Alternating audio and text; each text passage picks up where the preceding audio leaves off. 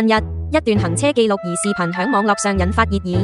視頻中，一個柒頭女司機響單行道上逆行，卻係理直氣壯咁要求正常行駛嘅車輛為佢老尾讓路讓行。面對呢一不合理要求，視頻車主機智回應，用魔法打敗魔法，最終令逆行者無言以對。講返轉頭，件事發生響一個明確標有行駛方向嘅道路上。根據視頻畫面顯示，該路段設有出租車站同埋網約車站嘅指示牌，道路寬度僅夠一部車通行。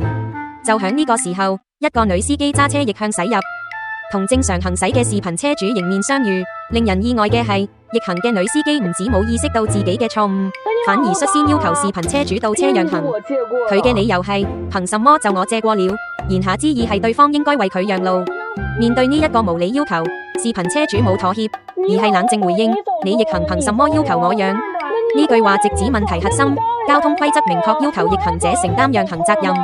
視頻入面，雙方一度僵持不下，逆行嘅女司機試圖爭辯，但視頻車主堅持原則，拒絕為違法行為讓路。最終，女司機見無法得逞，唯有向其他車輛求助，勉強通過後離去。呢段視頻發佈後迅速引爆網絡，啲網友紛紛為視頻車主嘅做法點讚，這才是正確的處理方式。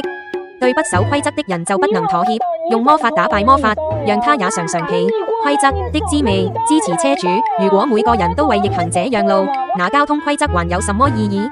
好多網友指出，響日常生活中，經常遇到呢種我錯我有理嘅現象，唔少人因為怕麻煩或者對方有權有勢，而揀去忍讓，結果反而係是非黑白對錯顛倒，助長咗唔守規則嘅人氣焰。